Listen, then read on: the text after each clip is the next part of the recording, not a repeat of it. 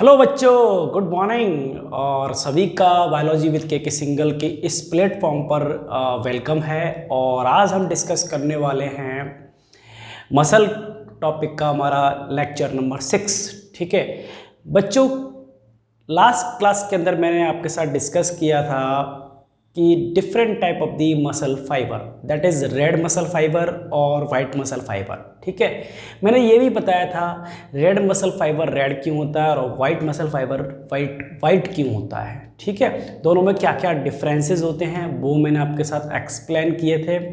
और मैंने ये भी बताया था कि उनकी लोकेशन बॉडी के अंदर कहाँ कहाँ होती है। तो ये तो हमने लास्ट क्लास के अंदर कंसेप्ट समझा था। इसी के साथ साथ मैंने आपको ये एक और भी क्वेश्चन आपसे पूछा था, जो रेसलर्स होते हैं, रेसलर्स के अंदर किस तरह के मसल फाइबर डेवलप्ड होते हैं। तो आंसर है बेटा वाइट मसल फाइबर। ठीक है, क्योंकि white muscle fibre rapid contracting fibre होते हैं और उनका डायमीटर ज़्यादा होता है। ठीक है, और रेसलर को इस तरह के मसल फाइबर अपने बॉडी के अंदर डेवलप्ड करने होते हैं। ठीक है बेटा, अब नेक्स्ट क्वेश्चन बच्चों हमारे माइंड में ये आता है कि जैसे हम मतलब दौड़ लगा रहे हैं, ठीक है, कोई भी काम अगर हम कर रहे हैं, स्पेशली दौड़ लगा रहे हैं या हम साइकिलिंग कर रहे हैं, ठीक है, हमारी मसल एक टाइम के बाद फटीग हो जाती हैं, थक जाती हैं। रीज़न क्या है? ठीक है, रीज़न ये है बेटा, थकती क्यों है मसल इसलिए थक जाती है कि वहाँ पर मसल्स को प्रॉपर तरीके से, ठीक है, एटीपी नहीं मिल रही है, प्रॉपर तरीके से ऑक्सीजन वहाँ पर नहीं मिल रही है। ठीक है, क्योंकि वहाँ पर हो क्या रहा है, जब आप रैपिड एक्सरसाइज करते हैं तो वहाँ पर होता क्या है, ठीक है, ऑक्सीजन की डिमांड ज़्यादा है। ठीक है, मसल के कॉन्ट्रैक्शन में जो एनर्जी यूज़ हो रही है उसके लिए ऑक्सीजन की डिमांड ज़्यादा है, लेकिन ऑक्सीजन एक्चुअल में बॉडी के अंदर आ कम रही है। मतलब हम ऑक्सीजन को इनहेल कम कर पा रहे हैं as compared to body demand. ठीक है, तो हमारी मसल्स क्या करने लगती है, थकने लगती हैं, फटीगनेस आने लगती है। इन दैट कंडीशन होता है उस टाइम पर। देखो मसल को तो क्या करना है बेटा, कंटिन्यूअस, क्योंकि आप क्या कर रहे हैं, दौड़ लगा रहे हैं तो कंटिन्यूअस एनर्जी चाहिए उसको। नाउ अब क्या होगा बेटा, क्योंकि ऑक्सीजन प्रॉपर नहीं मिल रही है तो now muscle will do anaerobic respiration. क्या करेंगे बेटा, एनारोबिक रेस्पिरेशन करेंगी, और एनारोबिक रेस्पिरेशन से कुछ ऐसा प्रोडक्ट बनेगा जो मसल के अंदर डिपॉजिट हो जाएगा और वो करवाएगा फटीगनेस। ठीक है, तो लेट्स सी, आज उसी को हम डिस्कस करने वाले हैं। ठीक है, इसी के साथ साथ बेटा हम डिस्कस करेंगे एक disorder, that is a myasthenia gravis. ठीक है बेटा, दोनों चीज़ों को आज डिस्कस करेंगे। लेट्स सी, देखिए बच्चों, मसल फटीगनेस का मतलब है, हिंदी में हम कहते हैं थकावट। क्या है बेटा, थकावट। ठीक है, थकावट आ गई है बेटा, थकावट। ठीक है, आप थकावट हिंदी में लिख सकते हैं बेटा, थकावट। ठीक है, क्यों आ रही है बेटा, ऑक्सीजन का डिप्लेशन हो गया है, ऑक्सीजन खत्म हो गई। क्यों हो गई ये, कि डिमांड ज़्यादा है बेटा, डिमांड ज़्यादा है। डिमांड क्या है बेटा, ज़्यादा है, और सप्लाई कम है, मतलब ऑक्सीजन उतनी हमें नहीं मिल रही है, सप्लाई कम है। रीज़न क्या है, हम क्या कर रहे हैं, रैपिड एक्सरसाइज, हम कंटिन्यूअस एक्सरसाइज करते जा रहे हैं, एक्सरसाइज कर रहे हैं, या आप ऐसे भी कह सकते हैं आप दौड़ लगा रहे हैं, या यू कैन से आप साइकिलिंग कर रहे हैं। ठीक है, अरे बात समझ में। तो अब क्या होगा, क्योंकि जब आप एक्सरसाइज कर रहे हैं तो आपको एनर्जी तो चाहिए ही चाहिए, कि बिना एनर्जी के तो आप एक्सरसाइज नहीं कर सकते। लेकिन आपको ऑक्सीजन मिल नहीं रही है, तो नाउ जो एनर्जी हमें चाहिएगी, ठीक है, अगर ऑक्सीजन मिलती तो क्या होता, एरोबिक रेस्पिरेशन होता, मसल थकती नहीं। अब हम जो भी एनर्जी का सोर्स लेंगे, ठीक है, वो बिना ऑक्सीजन के क्या करेगा, हमें एनर्जी देगा, बिना ऑक्सीजन के क्या देगा, एनर्जी देगा। और उससे जो प्रोडक्ट बनेगा बेटा, वो मसल पे जाकर के क्या हो जाना है, डिपॉजिट हो जाना, और इट विल फील टायर्डनेस। देखिए क्या है, ऑक्सीजन डिप्लीशन हो गया, ऑक्सीजन की कमी हो, ऑक्सीजन नहीं मिल पा रही, डिप्लीट हो गई है, ठीक है, डैफ्ट हो गया है, कमी हो गई है। Now in that condition muscle क्या करेंगे, they will start to anaerobic respiration. क्या करेंगे बेटा, एनारोबिक रेस्पिरेशन करेंगे। Anaerobic respiration that means in the absence of oxygen, ठीक है। देखिए यहाँ पर प्रोडक्ट जो आपके पास रॉ मटेरियल है वो तो ग्लूकोज ही है। क्या है बेटा, ग्लूकोज। बेसिकली मसल के अंदर ग्लूकोज स्टोर रहता है in the form of glycogen. Glycogen का क्या हो जाएगा, ग्लाइकोजिनोलाइसिस, ग्लाइकोजिनोलाइसिस हो जाएगा, ठीक है। तो ग्लाइकोजिनोलाइसिस से क्या बन जाना है बेटा, ग्लूकोज बन जाना है। अब ग्लूकोज का क्या हो रहा है बेटा, एनारोबिक रेस्पिरेशन। क्या होगा, एनारोबिक रेस्पिरेशन। कहाँ होता है बेटा, ये आपको पता है, साइटोप्लाज्म के अंदर। कहाँ होगा बेटा, साइटोप्लाज्म के अंदर, ठीक है। यहाँ तक बात समझ में आ गई। अब इस एनारोबिक रेस्पिरेशन से क्या बनना है बेटा, लैक्टिक एसिड। क्या बनना है बेटा, लैक्टिक एसिड बनना है। और साथ ही साथ में क्या बनेगी बेटा, यहाँ पर एनर्जी। क्या मिलेगी हमें, एनर्जी। क्या मिलने वाली है हमें, एनर्जी। ये एनर्जी जो हम एक्सरसाइज कर रहे थे उसमें कंज्यूम हो जाएगी, ठीक है, वहाँ पर हम यूज कर लेंगे, ठीक है। लेकिन यहाँ पर देखिए क्या बना है बेटा, लैक्टिक एसिड। क्या बना है बेटा, लैक्टिक एसिड बना है, ठीक है। अभी लैक्टिक एसिड बेटा क्या करेगा, ये मसल्स में जा करके डिप्लेट हो जाएगा, ठीक है, डिपॉजिट हो जाएगा। और इसकी वजह से क्या आता है बेटा, मसल के अंदर क्रैम्प और यू कैन से पेन, दर्द होगा, थकावट होती है बेटा, हरी बस क्रैम्प आएंगे, ओके। तो बात समझ में आ गई, लैक्टिक एसिड क्यों फॉर्म हुआ, ठीक है, और क्यों एनारोबिक रेस्पिरेशन हुआ, ये सारी बात आपको क्लियर है बेटा। नाउ सी, अब देखिए ये लैक्टिक एसिड जो डिपॉजिट हो गया, ये परमानेंट डिपॉजिट होगा नहीं। अब जैसे कि दौड़ लगाते हैं, दौड़ लगाने के बाद आप थक जाते हैं, तो थोड़ी देर बाद आप जब बैठते हैं, मतलब दौड़ लगाने के बाद बैठ जाते हैं, तो थोड़ी देर में आपकी थकावट थोड़ी सी कम हो जाती है। रीज़न क्या है कि जो लैक्टिक एसिड है ना, इस लैक्टिक एसिड का कुछ होने वाला है। क्या होने वाला है, लेट्स सी। देखिए बेटा, जो लैक्टिक एसिड है वो देखिए, लैक्टिक एसिड का फेट क्या है। अब आगे फ्यूचर में लैक्टिक एसिड का होना क्या है, fate of the lactic acid क्या होना है बेटा, देखो द इंटायर लैक्टिक एसिड, ठीक है, जो बना है उसका 1/5 पार्ट विल ऑक्सीडाइज, ये ऑक्सीडाइज हो जाएगा और will form the carbon dioxide and water. क्या बना लेगा, कार्बन डाइऑक्साइड एंड वाटर। कब, जब भैया अब हमने यूज़ कर लिया एनर्जी, अब हम आराम कर रहे हैं, ऑक्सीजन हमें प्रॉपर तरीके से मिल रही है, ठीक है। तो क्या हो गया, ऑक्सीडेशन हो गया है किसका, लैक्टिक एसिड का, कितना, 1/5 ऑफ, ठीक है। नाउ अब देखते हैं 4/5 पार्ट का क्या हुआ बेटा, 4/5 पार्ट, ठीक है, 4/5 ऑफ द लैक्टिक एसिड का अब क्या होगा, 4/5 ऑफ द लैक्टिक एसिड, ठीक है। Now it move into the blood. कहाँ चला जाएगा बेटा, ब्लड के अंदर, और ब्लड से कहाँ चला जाएगा, लीवर के अंदर। अब आपको पता है liver is a main metabolic organ of the body. हमारे बॉडी का सबसे busiest organ and main metabolic organ कौन सा है बेटा, लीवर है। लीवर के अंदर चला गया, ठीक है, लीवर में बहुत सारे एंजाइम है। नाउ लीवर के अंदर क्या होगा, lactic acid will convert into the glucose. किस में कन्वर्ट हो जाएगा, ग्लूकोज के अंदर, ठीक है। अभी बात समझ में, lactic acid now convert into the glucose, ठीक है। अभी ग्लूकोज दोबारा कहाँ जाना है, ब्लड के अंदर, दोबारा कहाँ जाएगा बेटा, ब्लड के अंदर, ठीक है। और ब्लड से दोबारा कहाँ पहुँच जाना है, मसल के अंदर, दोबारा कहाँ पहुँच जाना है बेटा, मसल के अंदर, क्योंकि दोबारा एनारोबिक रेस्पिरेशन होगा तो उस टाइम हमें लैक्टिक एसिड चाहिए होगा, ठीक है। तो नाउ ये देखिए, लैक्टिक एसिड का मसल से ब्लड के अंदर आना, ब्लड से लीवर के अंदर आना, और लीवर से दोबारा मसल के अंदर पहुंचना, ये एक साइक्लिक फॉर्म में हो रहा है। ये एक साइक्लिक फॉर्म के अंदर हो रहा है, पूरा इवेंट साइक्लिक फॉर्म के अंदर हो रहा है। नाउ इस साइक्लिक फॉर्म को एक्सप्लेन किया था एक साइंटिस्ट ने, that scientist is known as Cori's scientist. Scientist का क्या नाम था, कोरीज, और इसकी साइकिल को क्या नाम दे दिया हमने, कोरीज साइकिल। क्या कह दिया बेटा हमने, कोरीज साइकिल। तो अगर आपसे पूछी जाए या आपसे क्वेश्चन अगर पूछा जाए the location of Cori's cycle, तो आप क्या बताएंगे, मसल, क्या बेटा, मसल एंड लीवर, ठीक है। तो अगर आपसे क्वेश्चन पूछा जाए the location of Cori's cycle, location of Cori's cycle. तो बेटा क्या आंसर बताओगे आप, क्या बताओगे? लोकेशन ऑफ कोरी साइकिल की लोकेशन क्या, लोकेशन ऑफ कोरी साइकिल क्या बताओगे बेटा? Liver plus muscle, liver and muscle के अंदर। ये क्वेश्चन आपके नीट में पूछा गया है।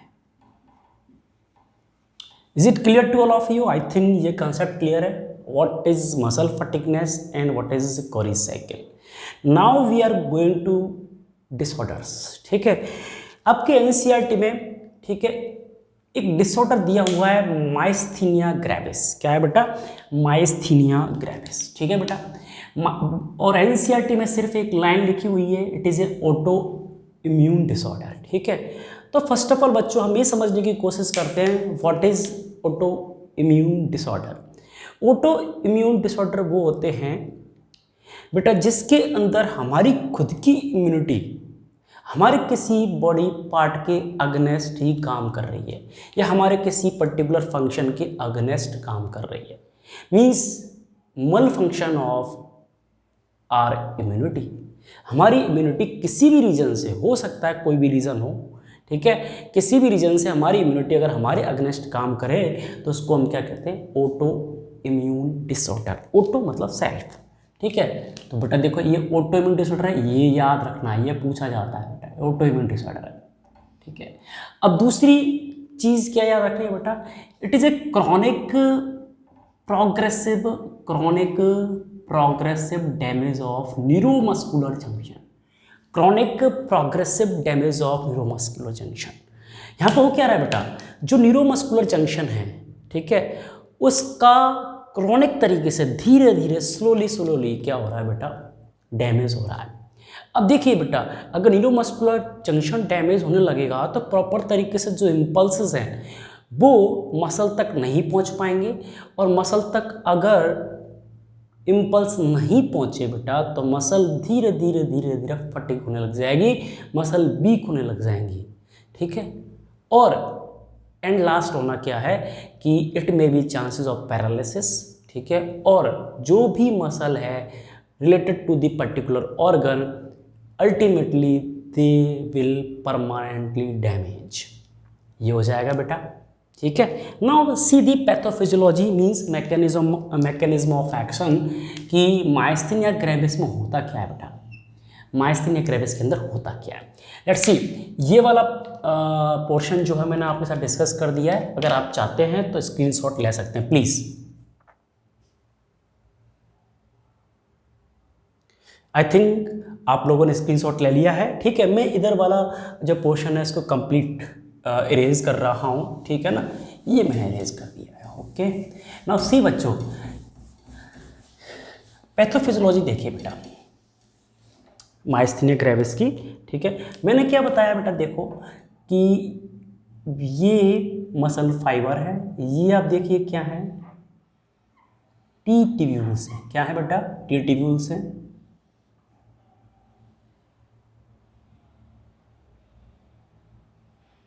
ठीक है, समझाने के लिए बेटा मैं बना रहा हूँ ये। ठीक है, ये टी ट्यूब्यूल्स हैं। ठीक है, और देखिए यहाँ पर क्या बेटा? ये पेरीफ्री में न्यूक्लियस है। ठीक है, और ये देखिए यहाँ पर क्या थी हमारी? Sarcoplasmic reticulum. भाई मसल की एंडोप्लाज्मिक रेटिकुलम को क्या कहते थे बेटा? Sarcoplasmic reticulum. ठीक है, यहाँ देखिए इधर की सार्कोप्लाज्मिक रेटिकुलम, इधर की cytoplasmic reticulum, that is their cisternae, and this one is tubule. ठीक है, और यहाँ पर क्या थे बेटा? That is calcium. भाई ये क्या था? Sarcoplasmic reticulum. ठीक है, that is store house of calcium. क्या है बेटा? कैल्शियम। और ये क्या है बेटा? T tubules. क्या है बेटा? T tubules. टी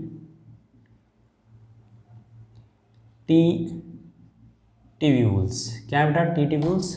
ठीक है, अब देखिए यहाँ पर अब क्या हो रहा है बेटा? देखिए ये है एक्सोन टर्मिनल। क्या है बेटा? Axon terminal. ये एक्सोन टर्मिनल है बेटा। ठीक है, अब इसके अंदर क्या है? सिनेप्टिक वेसिकल है। क्या है बेटा? ये सिनेप्टिक वेसिकल है। इनके अंदर भरा हुआ है न्यूरोट्रांसमीटर। क्या है बेटा, न्यूरोट्रांसमीटर कौन सा होता है, एसिटाइल कोलिन। और ये क्या है, न्यूरोमस्कुलर जंक्शन, न्यूरोमस्कुलर जंक्शन।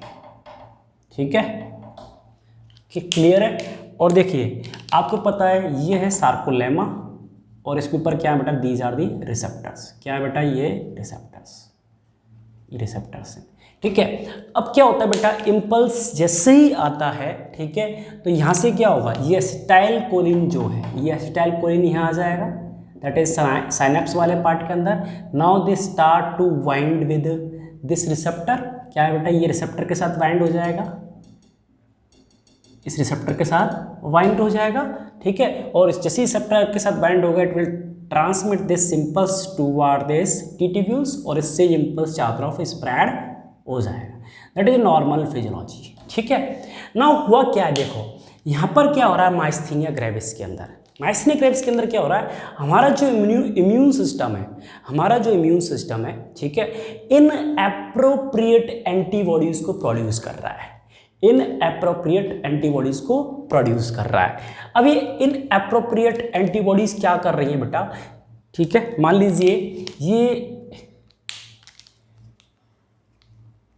ये इन एप्रोप्रिएट एंटीबॉडीज है। ठीक है, ये इन एप्रोप्रिएट एंटीबॉडीज ये क्या करती जा रही हैं, एसिटाइल कोलिन के साथ वाइंड होती जा रही हैं। ठीक है, एसिटाइल कोलिन के साथ बाइंड हो गई, एसिटाइल कोलिन रिसेप्टर जो है उसके साथ वाइंड हो गई है। नाउ देखिए अब होता क्या जा रहा है, जैसे जैसे ये वाइंड होती जाएंगी, ठीक है, किसके साथ वाइंड हो गई है बेटा, जो मसल की मेम्ब्रेन के ऊपर एसिटाइल कोलिन रिसेप्टर थे उसको किसने वाइंड कर लिया, इन एप्रोप्रिएट एंटीबॉडीज ने। Now number of receptors are now decreasing. अब क्या होते जा रहे हैं, जो रिसेप्टर्स हैं उनके नंबर्स कम होते जा रहे हैं। ठीक है, अब देखिए यहाँ एक ही रिसेप्टर आपको दिख रहा है, तो जो भी एसिटाइल कोलिन है, ठीक है, अब वो पूरे रिसेप्टर पर यूनिफॉर्मली वाइंड नहीं कर पाएगा। ठीक है, जो फ्यू रिसेप्टर्स जो बचे हैं, कुछ रिसेप्टर जो बचे हैं उनके साथ वाइंड करेगा। तो क्या लिखा, so number of acetyl choline receptors are decrease. ठीक है, तो धीरे धीरे क्या होता जा रहा है बेटा, जो हमारी मसल है वो वीक होती चली जाएंगी। ठीक है, मसल वीक होती चली जाएगी, प्रॉपर तरीके से कॉन्ट्रैक्ट नहीं करेगी, और लास्ट क्या होगा बेटा, जो फंक्शन है वो सीज हो जाएगा, बंद हो जाएगा, और मे बी चांस है कि पर्टिकुलर ऑर्गन या पर्टिकुलर एरिया के अंदर पैरालिसिस भी हो सकता है। ठीक है बेटा, तो इसका कोई परमानेंट सॉल्यूशन तो हमारे पास है नहीं है। और हुआ क्यों है बेटा, हुआ क्यों है, ये इन एप्रोप्रिएट एंटीबॉडीज बनती क्यों है, जो आपकी थाइमस ग्लैंड होती है, थाइमस ग्लैंड के अंदर बेटा कोई ना कोई दिक्कत आ गई है, या तो फिर कोई ट्यूमर बन गया है। ठीक है, 75% केसेस के अंदर तो यही होता है कि the abnormality in the thymus gland, या उसके अंदर कोई ट्यूमर बन जाता है। ठीक है, आपको पता है thymus gland is you can say training school of the antibodies, T lymphocytes. ठीक है, हमने पढ़ा है। ठीक है, तो उसके अंदर कोई प्रॉब्लम आ जाती है, ठीक है, तो वो इनएप्रोप्रिएट एंटीबॉडीज का फॉर्मेशन करता है। ठीक है, आई होप माइस्थीनिया ग्रेविस क्या है, क्या इसकी पैथोफिजियोलॉजी है, वो आपको समझ में आ गई है। For symptomatic relief, symptomatic relief के लिए हम क्या करते हैं बेटा, अगर डायग्नोस की बात करें, डायग्नोस, तो डायग्नोस क्या करेंगे बेटा, हम यहाँ पर क्या करते हैं कि एक काम कर सकते हैं, हम स्टेरॉइड यूज कर सकते हैं। स्टेरॉइड्स क्या करते हैं बेटा, ठीक है, स्टेरॉइड्स क्या करते हैं बेटा कि जो इम्यून सिस्टम है, इम्यूनिटी है, उसको थोड़ा सा एक तरीके से इनहिबिट कर देते हैं, जिससे कि जो एसिटाइल कोलिन रिसेप्टर पर जो इनएप्रोप्रिएट एंटीबॉडीज़ की बाइंडिंग है थोड़ी सी रिड्यूस हो जाए। ठीक है, इसके अलावा लाइक एग्जांपल क्या है, प्रेडनिसोलोन, एग्जांपल क्या है, प्रेडनिसोलोन दिया जाता है सिम्टोमेटिक रिलीफ के लिए। दूसरा बेटा क्या है, दूसरी चीज़ और भी क्या है, एसिटाइल कोलिन ईस्ट्रेज। ठीक है, एसिटाइल कोलिन ईस्ट्रेज जो एंजाइम होता है, ठीक है, उसके एनालॉगस ड्रग्स, ठीक है, जैसे न्यूस्टिग्मिन है, ठीक है, वो यूज़ कर लेते हैं, न्यूस्टिग्मिन है। ठीक है, क्या है, एसिटाइल कोलिन ईस्ट्रेज एनालॉग। ठीक है, आ रही है बात समझ में? ठीक है, आपको ये मेडिसिन के नाम तो याद नहीं रखने हैं, लेकिन आई थिंक आपको ये जो पैथोफिजियोलॉजी है और क्या माइस्थेनिया ग्रेविस होता है, that concept is clear to you. ठीक है, तो आज के लेक्चर के अंदर इतना ही है बच्चों। नेक्स्ट क्लास में हम डिस्कस करने वाले हैं मस्कुलर डिस्ट्रॉफी, टिटेनस और टिटनी के अंदर डिफरेंसेस। ठीक है, अगर अगर अगर आपको मेरे वीडियोस, ठीक है, मेरे लेक्चर्स, ठीक है, कुछ बेनिफिशियल हैं, ठीक है, अगर आप कुछ बेनिफिट दे रहे हैं तो please subscribe and like my channel. ठीक है, और जो बेल आइकन है उसको आप प्रेस करके रखिए, जिससे कि कोई भी नोटिफिकेशन होगा, कोई भी वीडियो मैं अपलोड करता हूं तो आपको उसका एक तरीके से एक इंफॉर्मेशन मिल जाएगी। ठीक है, और अपने जितने भी कोलीग्स हैं, अपने फ्रेंड्स हैं, उनको मेरी वीडियोस को फॉरवर्ड कर सकते हैं। ठीक है, और एंड लास्ट नॉट लीस्ट कि अभी कोरोना का टाइम है, कोरोना पेंडेमिक है, प्लीज़ सेफ रहिए। ठीक है, डिस्टेंस मेंटेन करके रखिए, और अगर ज़रूरत ना हो तो प्लीज़ घर से बाहर ना निकलिए। Thank you, good bye.